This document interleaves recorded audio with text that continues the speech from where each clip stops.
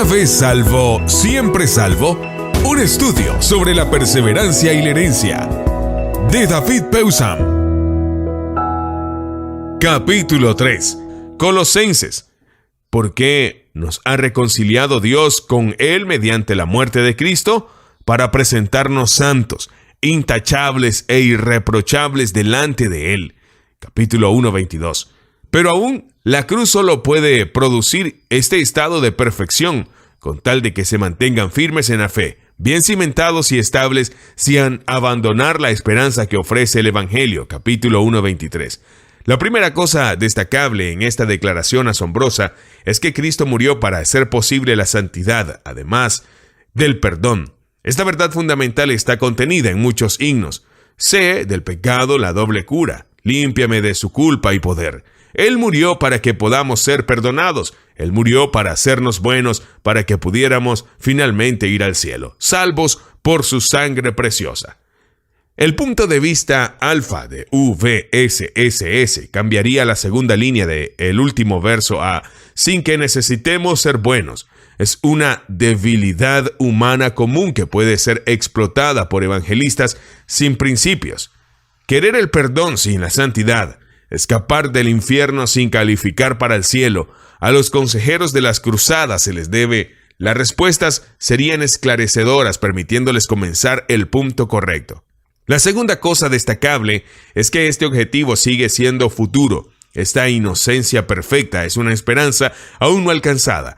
La presentación de estos productos de la cruz aún tiene que tener lugar. Solo puede ser posible si uno se toma firmemente la fe, aferrándose en todo momento a la meta de la salvación. Hay un peligro real de ser engañados. Catabraveno significa ser desprovisto de un premio y cautivados para que abandonen la firmeza de su fe.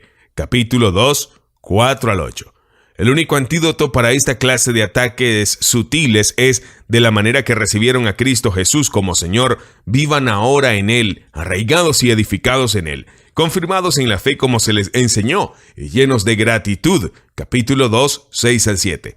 Note que recibieron no es la palabra usual, lambano, sino paralambano, literalmente recibir alado, que se usa para recibir enseñanza acerca de una persona más que recibir a una persona.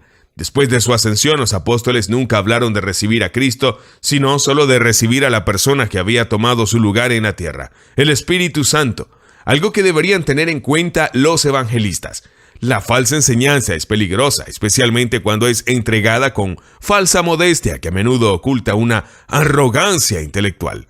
No solo puede privar de esta realidad, priva de nuestro premio. RBR 60, capítulo 2:18, Primera de Corintios 9:27 y Filipenses 3:14, sino que puede llevar al creyente al punto donde no se mantiene firme unido a la cabeza. Capítulo 2:19. Como ya ha ocurrido con esos maestros, difícilmente podría uno perder esa unión si nunca existió antes. Tarde o temprano, la decepción intelectual lleva a la decadencia moral.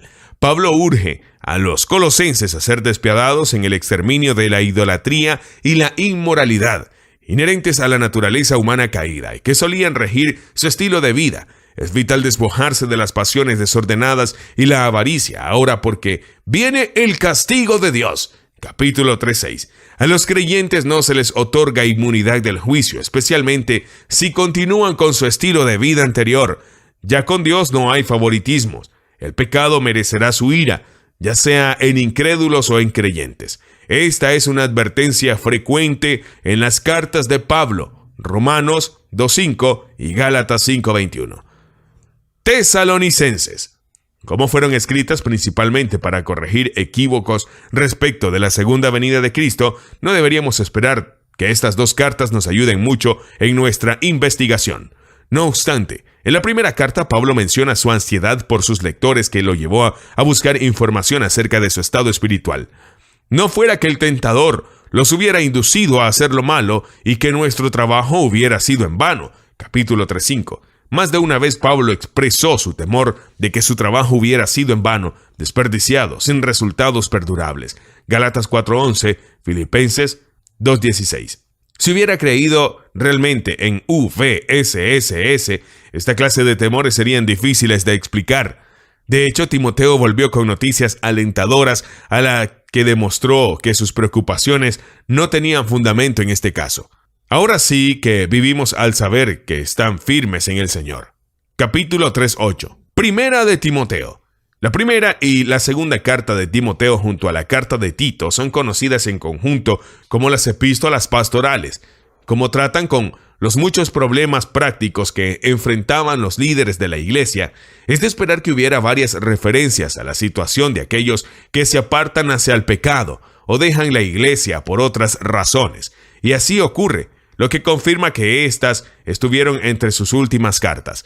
Hay quienes se han desviado del amor nacido de un corazón limpio, de una buena conciencia y de una fe sincera. Capítulo 1, 3-7. Otros de manera activa han desechado RBR 60 estas cosas y han naufragado en la fe. Capítulo 1, 18-20. Dos de estos son nombrados, Himeneo y Alejandro, a quienes ha entregado a Satanás para que aprendan a no blasfemar. Ya hemos visto en 1 Corintios 5 que una sanción tan extrema tiene un propósito redentor, necesario para asegurar la salvación final. Exponer a excreyentes al ataque físico del diablo puede parecer ser cruel, pero es una medida tan radical para su bienestar eterno. Uno de los versículos más enigmáticos dice que la mujer se salvará siendo madre y permaneciendo con sensatez en la fe, el amor y la santidad. Capítulo 2:15. Esto viene después de las restricciones de Pablo sobre el ministerio de la mujer. Para un estudio adicional sobre este tema sensible, ver mi libro Liderazgo Masculino, 1988. Se salvará se refiere a la mujer, Eva, que una vez engañada incurrió en pecado. Capítulo 2:14. Pero es vista aquí claramente como representante de todas las mujeres y por lo tanto, ella se convierte en ellas, versión NIV en inglés, en la misma oración, lo cual descarta toda aplicación a María, la madre de Jesús. La palabra clave es, por supuesto, salvará, y ha sido limitada a veces a un sentido físico, mantenida sana y salva a través de los peligros del parto. Sin embargo, esto difícilmente sería la conclusión de incurrió en pecado, que la lleva a ser salvada. En el sentido completo, pero la expresión se salvará siendo madre sería una salvación por obras incrementada. Si bien hay parteras que me dicen que muchas mujeres claman a Dios durante su trabajo de parto, a mí me parece que siendo madre aquí debería tomarse en términos generales una función primaria de la vida que no es de menor dignidad o valor que el ministerio de enseñanza que Pablo acaba de negarles. Aún así, la función misma no puede salvarlas a menos que se cumpla en fe, amor y santidad continua. Una vez más, para Pablo hay un sí en la salvación, en el contexto de algunos que abandonarán la fe. Capítulo 4:1. Pablo insta a Timoteo a perseverar en la lectura, la predicación y la enseñanza de las Escrituras a su congregación, cuidando que su vida sea coherente con sus labios, porque así te salvarás a ti mismo y a los que te escuchen. Capítulo 4:16. Así que Timoteo aún no está salvado, pero puede salvarse. Pablo está nuevamente pensando en la salvación en su sentido completo y final, y está por completo en la línea con la enseñanza del Señor de que el que se mantenga firme hasta el fin será salvo. Hay otros indicios pertinentes acerca de su pensamiento. Un creyente puede ser peor que un incrédulo si no provee para los suyos. Capítulo 5:8. Una viuda cristiana que vive para el placer sensual está muerta en vida, ya que sus deseos han superado a su dedicación. Capítulo 5:6. Por cierto, algunas ya se han descarriado para seguir a Satanás. Capítulo 5:15. Algunos se han desviado de la fe por el amor al dinero, que es la raíz de toda clase de males. Los ricos deben echar mano de la vida eterna con el mismo ahínco, volviéndose ricos en buenas obras, generosos antes que ávaros, buscando esa vida que es verdadera, lo que en verdad es vida. LBLA. Porque sobrevive en el futuro, su confianza debe estar en Dios y no en el oro. Hay una ganancia mayor en el contentamiento que en la codicia. Todo está en el capítulo 6, 3-19. Aún las discusiones profanas e inútiles y los argumentos de la falsa ciencia pueden hacer que los creyentes se desvíen de la fe. capítulo 6, 20 al 21. El verbo tiene la connotación de un desvío involuntario e inadvertido. Ni una sola vez Pablo siquiera sugiere que aquellos de quienes está hablando están aún salvos por toda la eternidad, gracias a Dios, y que solo pueden perder una bonificación adicional en el cielo. Al contrario, su tono y las palabras usadas delatan una tristeza y temor mucho más profundos porque estuvieron entre los salvados al principio, pero no lo estarán al final. Segunda de Timoteo. Hay varias palabras dignas de crédito, fieles y dignas, RBR 60. En las epístolas pastorales que tienen el carácter de proverbios o aforismos que resumen las realidades de la vida, tal vez fueron usados extensamente por los primeros predicadores para plantar máximas útiles en la memoria. La propia y la de sus oyentes, Pablo las usó como recordatorios. Una de estas, capítulo 2, 11 al 13, está basada en la palabra sí, y ya hemos aprendido cuán significativo es el uso que hace Pablo de esta pequeña conjunción. Igual de importante es el uso repetido de la segunda persona plural implícita, nosotros, lo cual no deja ninguna duda de que los creyentes, incluyéndolo a él, son el sujeto. La línea que nos concierne es la tercera. Si lo negamos, también él nos negará.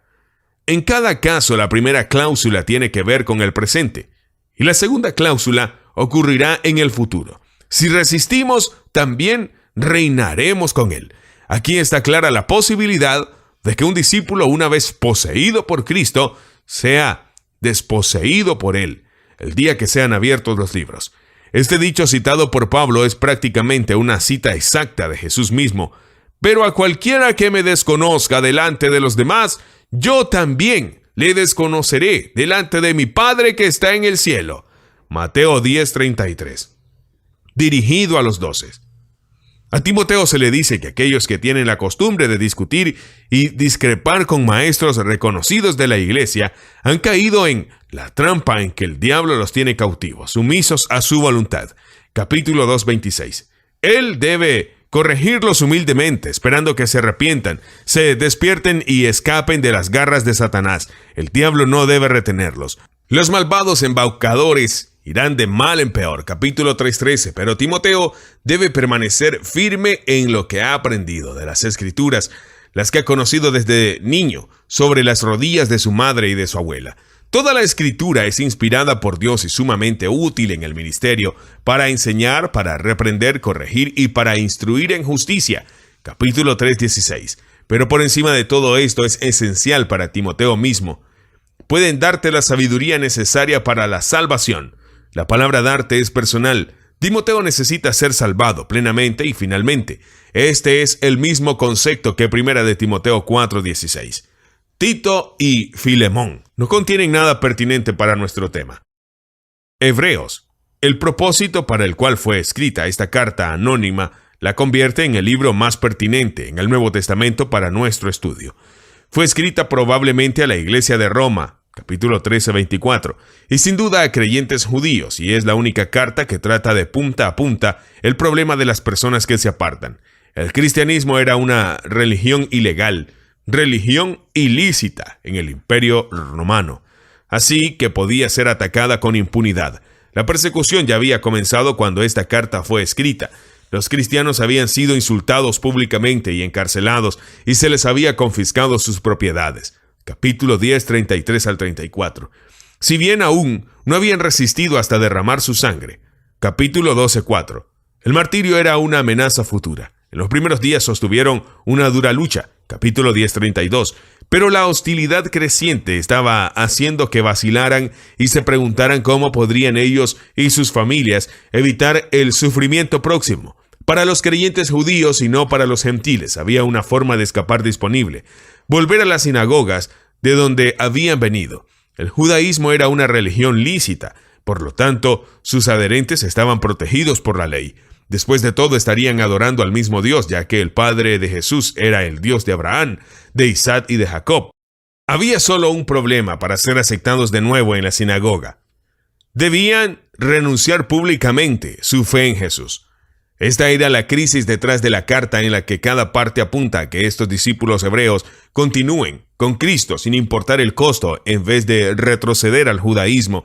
El autor usa todos los recursos retóricos que puede: argumento y apelación, reprimenda suave y advertencia seria, lógica rabínica y arrebatos emocionales. Es un portento de persuasión humana y sin embargo está inspirada por el Espíritu. El autor, quien quiera que fuera, él o ella, Esteban y Priscila figuran entre los candidatos propuestos, intercala la exposición positiva con la exhortación negativa. No tenemos aquí el tiempo ni el espacio para analizar los argumentos minuciosos acerca de la inferioridad y la obsolencia del judaísmo, o la superioridad y la permanencia de conocer a Jesús, el Hijo, el sacerdote según la orden de Melquisedec, el iniciador y perfeccionador de nuestra fe. Y no solo un ejemplo de ella, como eran todos los héroes del Antiguo Testamento. Lo que más nos interesa es el destino imaginado para aquellos que, habiendo creído una vez en su Salvador y Señor, le dan la espalda bajo la presión del antagonismo. Comenzamos por un texto muy conocido, muy usado en la evangelización. ¿Cómo escaparemos nosotros si descuidamos una salvación tan grande? Capítulo 2:3, la versión NIV en inglés, tal vez para reforzar su aplicación a pecadores, traduce: si ignoramos una salvación tan grande, pero nosotros se refiere a creyentes solamente, quienes están en peligro de perder el rumbo, deslizarse, RBR 60, desviarse, LBLA. El evangelio que han oído y aceptado, capítulo 2:1. Y si cada violación y desobediencia bajo el antiguo pacto, el mensaje anunciado por los ángeles, recibió su justo castigo, las ofensas bajo el nuevo pacto también serán tratadas severamente. Capítulo 2:2. Note que en este sentido ambos tienen la misma base. Los infractores serían especialmente culpables por renunciar a una salvación que les llegó autenticada por señales, prodigios, milagros y dones distribuidos por el Espíritu. Capítulo 2:4. Haber sido testigos de todo esto y luego declararlo falso sería sin duda algo muy grave. Como Pablo, el autor, le gusta la palabra sí o sus equivalentes, y esa casa somos nosotros, con tal que mantengamos nuestra confianza y la esperanza que nos enorgullece. Hemos llegado a tener parte con Cristo con tal que retengamos firme hasta el fin la confianza que tuvimos al principio. Capítulo 3:14. Él extrae esta necesidad de perseverar de la infidelidad de sus antepasados israelitas. Como podemos ver, no pudieron entrar en Canaán por causa de su incredulidad. Capítulo 3:19. La misma tragedia puede ocurrir con los discípulos de Cristo. Cuídense, hermanos, de que ninguno de ustedes tenga un corazón pecaminoso e incrédulo como el de ellos, que los haga apartarse del Dios vivo. Capítulo 3:12. Note que será imposible para ellos alejarse de Cristo y quedarse con Dios. Canaán era un tipo de sombra, como el día de reposo semanal del verdadero reposo, que Dios quiere dar al pueblo agobiado. La invitación misma de Cristo: vengan a mí todos ustedes que están cansados y agobiados, y yo les daré descanso. En su cumplimiento, Mateo 11:28. Pero los primeros a quienes se les anunció la buena noticia, es decir, el Evangelio, no entraron por causa de su desobediencia. Capítulo 4:6. Podría volver a ocurrir. Cuidémonos, por tanto, no sea que, aunque la promesa de entrar en su reposo sigue vigente, alguno de ustedes parezca quedarse atrás. Capítulo 4:1. Esforcémonos, pues, por entrar en ese reposo para que nadie caiga al seguir aquel ejemplo de desobediencia. Capítulo 4:11. Así que aferrémonos a la fe que profesamos. Capítulo 4:14. Muchos de los términos usados, caer, aferrarse, son comunes a otros escritores del Nuevo Testamento. El uso del fracaso de tantos en entrar a Canaán como advertencia para los cristianos aparece también en otras partes. Pablo, en 1 Corintios 10 y Judas. Así que no hay nada único, ni siquiera original acá, si bien está presentado de manera más clara y enérgica. Sin embargo, el próximo pasaje a ser considerado avanza más allá de lo de otros, y es reconocido por los adherentes a UVSSS como el que presenta el mayor problema para su posición. Ubicado por la mitad de la carta, es claramente la bisagra sobre la cual gira todo. Contiene una de las dos advertencias más severas de toda la carta, detallando el destino de aquellos que renuncian a su fe en Cristo. Capítulo 6, 1 al 12. Se alienta a los lectores a buscar el pasaje completo en este punto. Es necesario aclarar dos puntos importantes al encarar esta sección polémica de la carta. Primero, está dirigido a creyentes cristianos. aquellos que han sido una vez iluminados, que han saboreado el don celestial, que han tenido parte en el Espíritu Santo y que han experimentado la buena palabra de Dios y los poderes del mundo venidero. Una descripción como esta, en cualquier otro contexto, sería considerada como una referencia a quienes habían experimentado el nuevo nacimiento. Hay expresiones similares que aparecen en otras partes. Las referencias cruzadas de la Biblia nos llevan a Hebreos 10:32, Efesios 2:18, Gálatas 3:2, donde no hay dudas acerca de su intención. Los intentos por aplicar las frases a no creyentes orillan el ridículo. Por ejemplo, saboreado no significa tragar, lo cual quita sentido a la invitación del salmista. Gustad y ved que es bueno Jehová. Salmos 34:8, RBR 60. De hecho, el contexto descarta todas las racionalizaciones extrañas de este tipo. Todo el pasaje está dirigido a bebés espirituales que aún se alimentan con leche cuando deberían ser lo suficientemente maduros como para ingerir alimento sólido. Capítulos 5, 13 al 14. Otra vez las divisiones en capítulos han destruido el contexto, pero han nacido porque si no ni siquiera serían bebés. Por lo tanto, no hay ninguna necesidad de volver a poner los fundamentos, las necesidades básicas de arrepentimiento, fe, bautismo y el don del Espíritu mediante la imposición de manos. Ni hace falta repetir la escatología básica del Evangelio, la resurrección y el juicio. Capítulo 6, 1 al 2. Han sido iniciados completamente y correctamente, aun cuando no hubieran madurado. Y son estos mismos creyentes los que están en mayor peligro. Segundo, el escritor no está discutiendo si pueden perder su salvación. Lo da por sentado. Está considerando si, habiéndola perdido, pueden recuperarla. Su respuesta es un no categórico. Es imposible que renueven su arrepentimiento aquellos que se han apartado. Capítulo 6:6.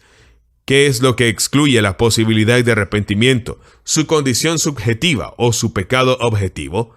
Se trata, entonces, de que son incapaces de cambiar o de que no serían aceptados por Dios aun cuando lo hicieran. Lo que excluye su recuperación es la naturaleza de su pecado, lo que han hecho a Cristo por encima del efecto que ha tenido el pecado sobre ellos. Si recordamos el trasfondo, su retorno a la sinagoga involucraría una disociación pública de Cristo, identificándose otra vez con los que lo habían crucificado y lo exponen a la vergüenza pública. Capítulo 6:6. Una negación pública y un alejamiento de la fe en Cristo, tales están más allá de toda solución. Se han hecho muchos intentos para calificar el carácter permanente de esta situación, pero los versículos siguientes confirman el significado obvio. Se usa una metáfora agrícola como ilustración. La tierra que recibe lluvia y que produce una cosecha es bendecida. La tierra que solo produce espinos y abrojos inútiles corre peligro de ser maldecida. Acabará por ser quemada. Capítulo 6:8. El mismo destino de las ramas que no permanecen en la vid y no producen frutos. Juan 15:6. Ni la bendición ni la maldición son inherentes a la tierra. Ambas le son conferidas por Dios. Él espera recibir un retorno digno de aquellos sobre quienes ha derramado su favor. A fin de suavizar el impacto que tiene que haber significado todo esto para sus corresponsales, el autor agrega que cuando ustedes, queridos hermanos, aunque nos expresamos así, estamos seguros, él y sus colegas apostólicos, de que les espera lo mejor. Capítulo 6:9. Esto no debería verse de ninguna forma como una sugerencia de que nunca podría ocurrirle a alguien. Su confianza está limitada al caso de ellos.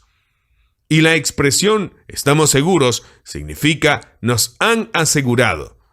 ¿Había alguien informado que la situación no era tan mala como él temía? Sea como fuere, su exhortación final deja muy en claro que la seguridad eterna de ellos está en sus propias manos. Deseamos, sin embargo, que cada uno de ustedes siga mostrando ese mismo empeño en el trabajo, amor y ayuda al pueblo de Dios que ha demostrado anteriormente, hasta la realización final y completa de su esperanza, un concepto que también encontraremos en 2 de Pedro. No sean perezosos, más bien imiten a quienes por su fe y paciencia, literalmente mucho sufrimiento, heredan las promesas. Capítulo 6, 11 al 12. Una vez más, la perseverancia y la herencia están unidas inseparablemente. En rigor, esta advertencia ha tratado solo con el pecado extremo de deshonrar públicamente a Cristo al renunciar a la fe en Él, lo que muchos denominan apostasía. De aquí vamos a otra advertencia, que es, en cierto sentido, más seria, ya que no cubre ningún pecado en particular, sino cada pecado en general. La versión NBI titula toda la sección 10 al 19 y 39, llamada la perseverancia. Comienza con 3 exhortaciones. Acerquémonos con la plena seguridad de la fe. Mantengamos firme la esperanza que profesamos. No dejemos de congregarnos. Luego viene la bomba. Si después de recibir el conocimiento de la verdad pecamos obstinadamente, ya no hay sacrificio por los pecados. Solo queda una terrible expectativa de juicio, el fuego ardiente que ha de devorar a los enemigos de Dios. Capítulo 10, 26 al 27. Podría pensarse que el autor está simplemente afirmando que aquellos que han oído el Evangelio y lo han rechazado se dirigen al infierno. Que este no es el significado se ve cuando se lo estudia más detalladamente. Nada en toda esta carta está dirigida a incrédulos. El sujeto implícito nosotros en estos versículos corresponde al nosotros de los versículos previos. El conocimiento de la verdad incluye, por lo tanto, una experiencia salvadora en ella. La confirmación de que su intención es advertir a los miembros del pueblo de Dios se encuentra en el paralelo que traza con la ley de Moisés, bajo la cual el transgresor era ejecutado irremediablemente. Cuánto más severo será el castigo para el que ha pisoteado al Hijo de Dios, que ha profanado la sangre del pacto por la cual había sido santificado. Note que esto solo puede referirse a alguien que ya ha sido separado, al aceptar el Evangelio, y que ha insultado al Espíritu de la gracia. Capítulo 10, 29. Estas acusaciones tan fuertes están reservadas para santos que traicionan a su llamado. Capítulo 6, 6. El autor demuestra tener un amplio conocimiento del Antiguo Testamento, y es casi seguro que era un hebreo él mismo. En esta sección está reflejando la ley de Moisés en el libro de Levítico, cuyos muchos sacrificios cubren pecados involuntarios, pero no pecados inconsiderados, planeados y ejecutados deliberadamente. Con razón concluye así: terrible cosa es caer en las manos del Dios vivo. Capítulo 10, 31. Un versículo neutralizado efectivamente por muchos predicadores que agregan, pero aún peor es caer fuera de ellas. Sigue una exhortación final. Así que no pierdan la confianza, porque ésta será grandemente recompensada. Ustedes necesitan perseverar para que después de haber cumplido la voluntad de Dios, reciban lo que Él ha prometido. Capítulo 10, 35 al 36. Luego aborda la situación de aquellos que no perseveran. Pero mi justo vivirá por la fe. Habacuc 2:4 nuevamente, donde fe significa fidelidad. Y si vuelve atrás, no será de mi agrado. Capítulo 10, 38. Este escritor revela tener alguna experiencia en navegación y usa varios términos náuticos. Ancla. Capítulo 6, 9. Perder el rumbo. Ir a la deriva. Capítulo 2, 1. Y aquí volver atrás, un término técnico para arriar las velas, reduciendo la velocidad del barco hasta que se detiene, donde está a la merced de la marea, y el viento sin un ancla, y podría ser arrojado contra las rocas. Que esta posibilidad está en mente surge del versículo siguiente. Pero nosotros no somos de los que se vuelven atrás, arrían las velas, y acaban por perderse, naufragan, sino de los que tienen fe y preservan su vida, literalmente fe para posesión de vida. Note que se trata de la misma persona en todo momento. Mi justo, si se vuelve atrás. Algunos traductores traviesos que creen que un justo que vive por la fe no puede volverse atrás ha ampliado la palabra sí a si alguno. El sucesor de Calvino, Besa, hizo esto, ver capítulo 4. La importancia del capítulo 10 es mucho más seria que el capítulo 6. Cualquier pecado en que uno persista de manera voluntaria, después de ser confesado y perdonado, es potencialmente peligroso. Sin perseverancia moral no puede haber herencia.